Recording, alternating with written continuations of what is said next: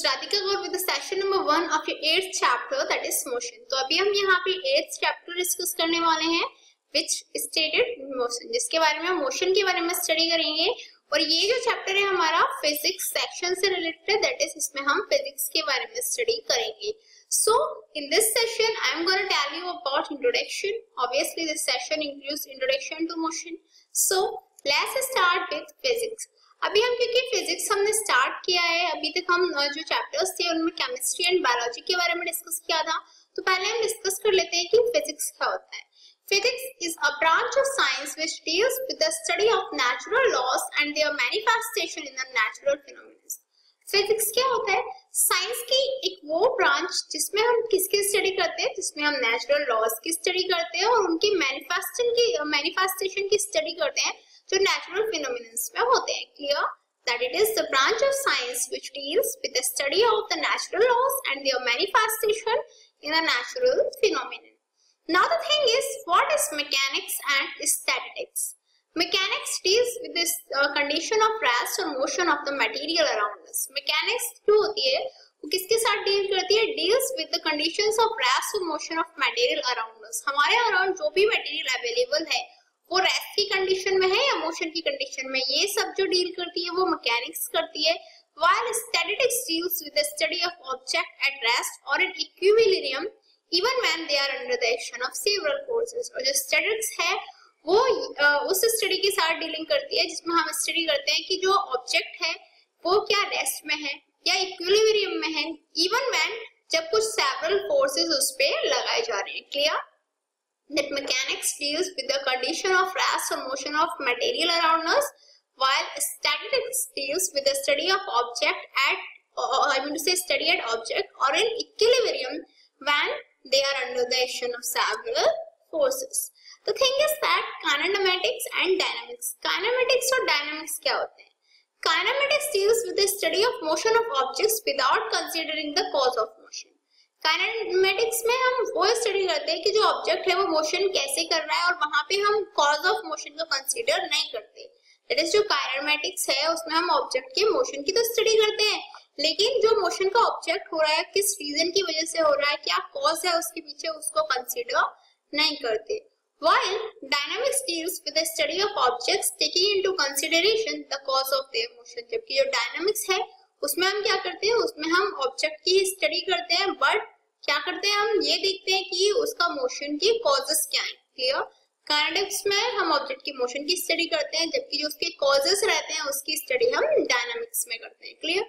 तो ये फिजिक्स के कुछ इंपॉर्टेंट पार्ट्स थे जिनके बारे में मैंने आपको बता दिया।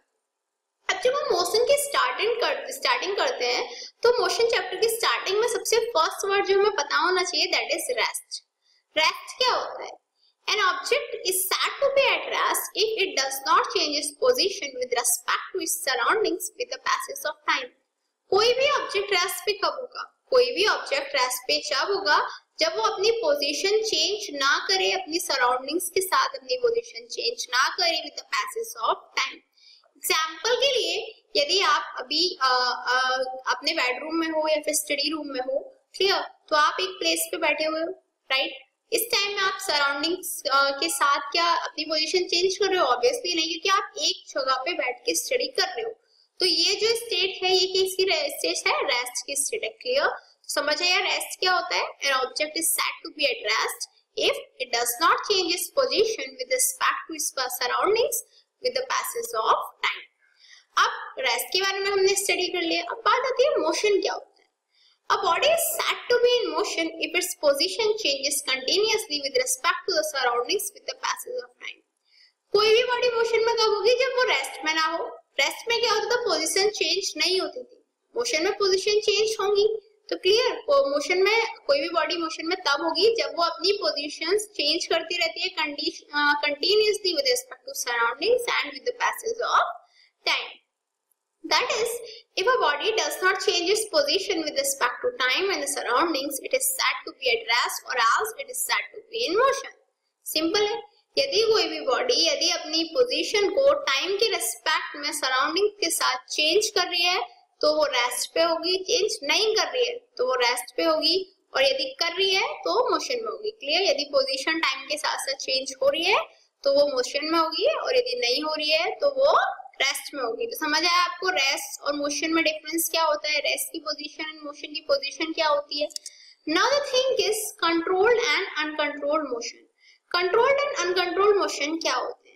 Sometimes we are in danger because of motion of objects around us, such as motion of flooded river or tsunami, which is controlled and erratic, which is uncontrolled and erratic. Whereas controlled motion of some objects helps us, such as in generation of hydroelectric power plants.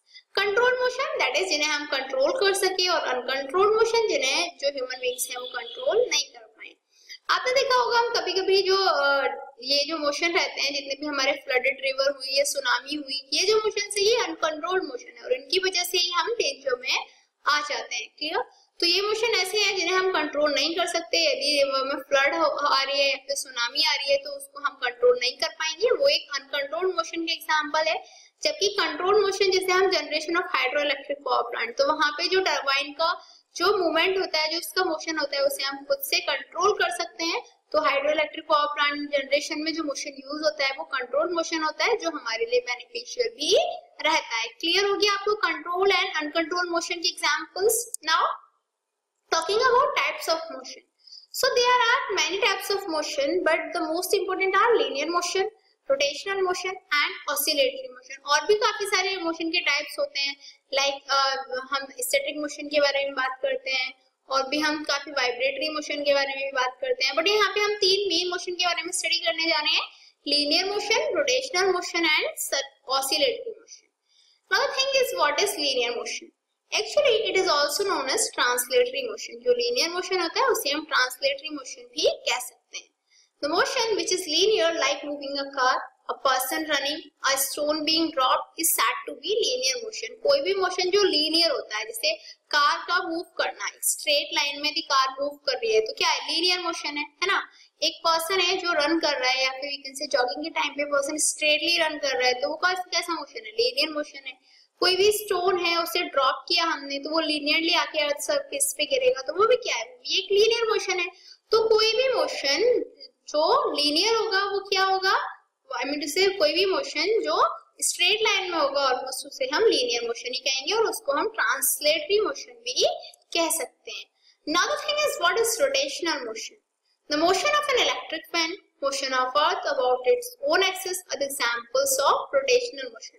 Rotational motion obviously जो rotation में हो। Clear? तो rotation में क्या हो? जो electric fan है वो रोटेशनल मोशन के एग्जांपल है।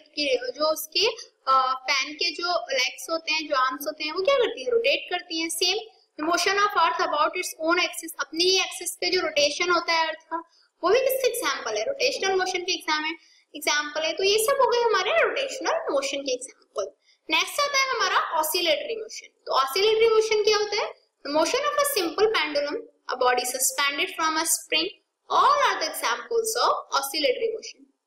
सिंपल पेंडुलम देखा होगा आपने देखा होगा वॉच में जो पेंडुलम लगा होता है वो एक ऐसे आई मीन टू से कंटिन्यूअस मोशन करता है। एक बार वो टू जाएगा, एक बार फ्रो जाएगा। तो जो टू और फ्रो वाला जो एक्शन होता है, टू और फ्रो वाला जो मोशन रहता है वो हम ऑसिलेटरी मोशन होता है, वो सिंपल पेंडुलम का मोशन हुआ। या फिर कोई भी बॉडी जो एक स्प्रिंग से सस्पेंड है वो भी टू एंड फ्रो करेगी, तो वो भी ऑसिलेटरी मोशन हुआ।